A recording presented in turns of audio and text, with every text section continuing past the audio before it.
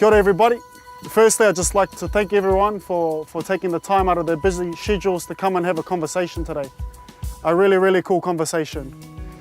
So Minister, what if I was to tell you we were able to sustain our vibrant economy, address our responsibilities for the environment that sees us achieve that in an ethical manner that sees cultural values upheld. In Canterbury today, we're achieving that.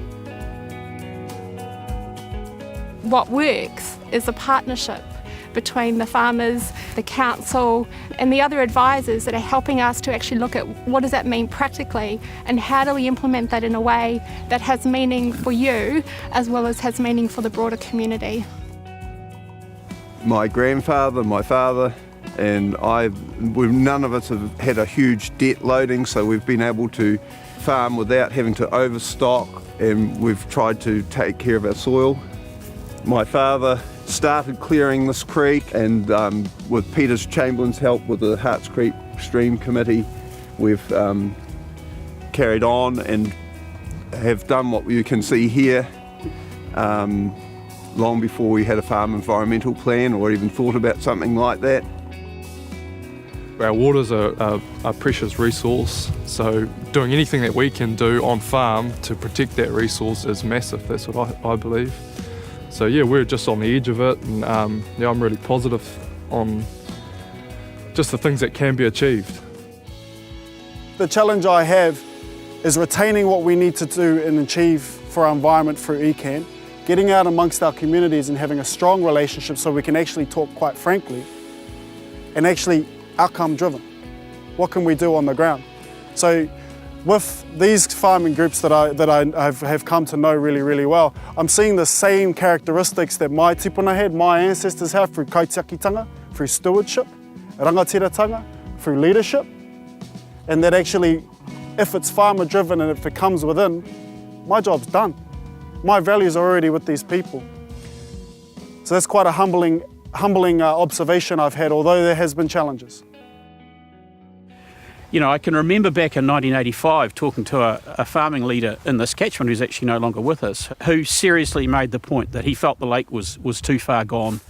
We should sacrifice it. We should just keep pouring stuff into it and focus our conservation and our restoration attempts elsewhere in the region. Now, of course, that was kind of a comment made, you know, in terms of the values of the day, but it failed to recognise the critical importance of that lake, not just to, well, particularly to Ngāi Tahu, but to all of us as a community. We actually want the values that we're looking for, that we treasure from our past and from the history, and that Ngāi Tahu actually brings to the table. Because we can talk about nutrients, we can talk about nitrogen, we can talk about phosphorus, we can talk about a whole lot of things, but actually it's the Mahinga Kai. It's actually, that's what we're looking for. That's why we're doing all this. And so I guess we're building on a steady building blocks to achieve that. So, mahina kai. Our resources sustain our families. Just like my ancestors, this resource develops a product that feeds the world, that feeds their family. No different to the past. So, with that, there's a saying that goes, "Mō tātou ā mō ngā uri e muri ake nei," and it's for us and for our generations to come. It's probably driven by, you know, a philosophical approach, care for the land, which is what iwi have always done. And I, as a former farmer, we only look after the land while we're here. We never really own it at all. And I think if you take that approach and you try and leave it better for the next generation with all the knowledge, then you've been, you know, a decent farmer.